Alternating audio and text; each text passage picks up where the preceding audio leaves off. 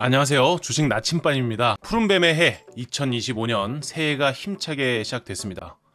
요즘 매일 아침에 뉴스 보시면서 이번엔 또 무슨 악재일까? 이번엔 또 어떤 일들이 있을까 하고 걱정되실 겁니다. 워낙 어려운 장세가 지속되어 왔기 때문에 올해 2025년도 어떻게 시작될지 염려스러운 부분들도 분명히 많이 있으셨을 거라 생각합니다. 그러나 사실 지난해 미국의 경제 같은 경우에는 정말 더할 나위 없이 잘 굴러갔고요. 우리나라 같은 경우에도 보시면 우리나라의 수출도 반도체와 바이오 덕분에 사상 최고치를 기록을 했습니다. 아무리 나라가 어쩌네 저쩌네 뉴스들 많이 올라와도 사실 이런 게 중요한 거 아니겠습니까? 월가의 전설적인 투자자 피터 린치는 성공적인 투자는 지적 능력보다는 감정 관리에 달려있다라고 얘기를 했습니다. 그래서 오늘 주식 나침판 회원 여러분들께 영상을 전달해드리면서 단기적인 노이즈, 단기적인 이슈는 크게 불안해할 필요 없다라고 말씀을 드리고 있잖아요. 2025년도에는 우리 더욱더 든든한 멘탈로 성장할 수 있는 계기가 될 수 있으면 하고요. 단기적인 노이즈에 흔들리지 말고 장기적 관점의 투자도 그리고 우리의 인생도 바라보면서 멋진 25년 보내봤으면 좋겠습니다. 자, 오늘 강세 섹터를 보니까 로봇 섹터 강세, 스마트 팩토리, 인공지능 이쪽에서 강세를 보여주고 있는데 전반적으로 소프트웨어 쪽 강세를 유지한다라는 것이죠. 따라서 당분간 1월 약 7일까지는 뚜렷한 일정 자체가 없습니다. 그렇다면 뭐겠습니까? 돈이 쏠릴 수 있는 쪽으로만 쏠릴 수 있다라는 것이죠. 1월 7일엔 그럼 무슨 일정이 있느냐? SES 일정이 있습니다. 이때까지는 아무래도 소프트웨어 쪽이 강세를 유지할 가능성이 높다라고 생각을 해볼 수 있고요. 그 이후에 이제 FOMC 일정이 1월 8일날 있습니다. 8일날 금리 결정에 대한 중요한 단서를 발표할 수 있으니까 이 부분, 그리고 10일날 고용 보고서가 있습니다. 고용 보고서 일정까지 소화를 한 이후에 달러나 채권 금리 동향에 따라 업종의 흐름, 방향성이 나타날 수 있을 것 같고요. 1월 13일날 정말 중요한 일정이죠. JP모건 헬스케어 컨퍼런스가 열립니다. 일정이 남아있는 만큼 이 바이오 관련된 종목들, 자 1월 13일부터 15일까지 진행되는 미국 샌프란시스코에서 2025년 JP모건 헬스케어 컨퍼런스가 개최될 예정이다. 이번 행사에서 현재까지 진행된 연구개발의 성과와 신규 파이프라인 혁신 플랫폼들을 집중 홍보할 예정이면서 국내에 참가 기업들도 이렇게 작성을 해놨네요. 여기에 초청이 돼가지고 현장 발표 기업으로 이제 선정이 돼가지고 폐섬유증 치료제 후보물질, 이게 또 우리 장애인 어른분께서도 이 폐섬유가 있어가지고 이 발표는 저도 좀 지켜봐야 될 것 같고요. 샤페론 같은 경우에도 여러 글로벌 기업들과 만나서 주요 파이프라인에 대한 소개와 함께 기술 이전을 위한 심도 깊은 논의를 진행할 예정이다 라고 작성이 되어 있습니다. 그리고 지난주에 이어서 말씀드리듯이 2025년 코스피에 대한 전망치를 각 증권사에서 이렇게 준비를 해가지고 가지고 왔는데, 평균적으로 이 3,000포인트가 넘어서는 목표 주가가 많이 나왔다. 특히나 지난해에도 가장 근접하게 맞췄던 SK증권, 키움증권, 메리츠증권, 교보증권까지 3,000포인트가 넘는 상승 전망을 보고 있고요. 하단 전망의 경우 현재 포인트리와 비슷한 2,300포인트가 평균으로 나왔다라는 것은 워낙 힘들었던 2024년 다 보내고 이제 2025년에는 상저하고를 많이 전망하고 있다라는 것이죠. 많은 악재들이 시장에 녹아 있었던 만큼 더 안 좋아지기보다는요, 이미 반영됐다라는 측면에서 더 나아질 거다라는 기대와 희망을 좀 가져보시길 바랍니다. 그리고 좀 전에 말씀드렸다시피 1월 7일까지는 소프트웨어 쪽 혹은 로봇 쪽에서 강세를 보여줄 수 있겠다라고 말씀을 드렸잖아요. 그럼 어떤 로봇 관련주들이 있는지 한번 체크를 해보겠습니다. 우선 어떤 분야가 있는지를 체크를 해봐야 되고요. 감속기, 모터, 제어기, 이미지 센서, 이런 식으로 분야가 나눠져 있고요. 감속기의 핵심 기업은 SBB테크 그리고 SPG, 현재 SBB테크는 상한가에 들어갔고요. SPG 같은 경우에는 24% 수준으로 등락을 보여주고 있네요.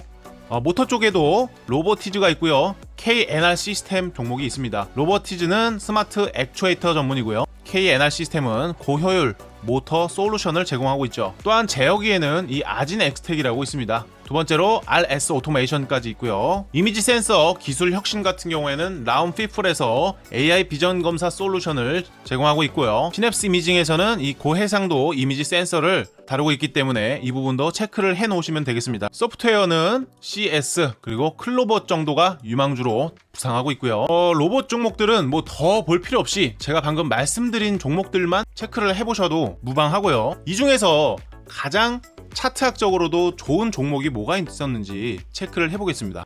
소프트웨어 쪽에서 이 클로봇이라는 종목이 좀 눈에 띄는데요. 상장 당시 최고가를 형성했던 가격대가 12,700원이란 말이에요. 근데 현재 11,200원에서 12,700원까지 올라가려면 앞으로 약 40%가량의 상승 범위가 남아있다라는 것인데, 최근에 거래량을 보시면은 아주 거래량도 하모니를 잘 이루면서 가격의 상승과 동반하면서 아직까지 매도에 대한 정황이 크게 보이지 않고 있습니다. 또한 해당 구간에서도 매물대가 상당히 많았을 것인데, 이런 구간을 갭으로 상승을 시켜버리면서 여기서 매수를 대기하던 사람들은 아예 태우지도 않고서 현재 반응을 보여주고 있다는 것이죠. 앞으로의 행보가 굉장히 중요해 보이고요. 저 같은 경우에는 현재 최근에 유입된 거래량을 보시면은 상장 당일 때보다도, 그리고 매물대를 건설했을 때보다도 지금 현재 거래량이 더 건실하다라고 보여지기 때문에 신고가 영역으로 가는 것은 무리가 없겠다라고 생각을 하고 있습니다. 자, 보시면 그리고 이 상장 당일날 엄청난 거래량이 터지면서 주가가 많이 내려왔습니다. 분명히 이 종목의 고점에서 따라붙었던 사람들은 이렇게 떨어지는 과정에서 어느 정도 물타기도 하고 손절도 하고 추가 매수도 하고 그러면서 돈이 막 섞였을 거란 말이죠.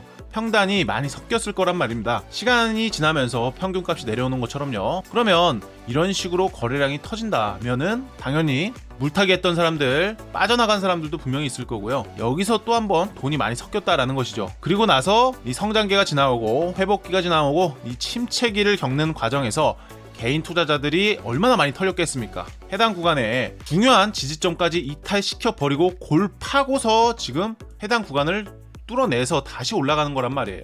그렇다면은 해당 클로봇이라는 종목은 그렇게 역사가 긴 종목은 아니지만 차트에서는 보여줄 수 있는 심리는 충분히 보여주고 있다라고 생각을 하기 때문에 이 클로봇, 저 같은 경우에는 내일 만약에 주가가 조정을 받아서 해당 기준봉에 대한 몸통의 절반 이탈하지 않는다면 몸통 절반까지 조정이 왔을 때는 분할 매수 접근을 해볼 수 있을 것 같습니다.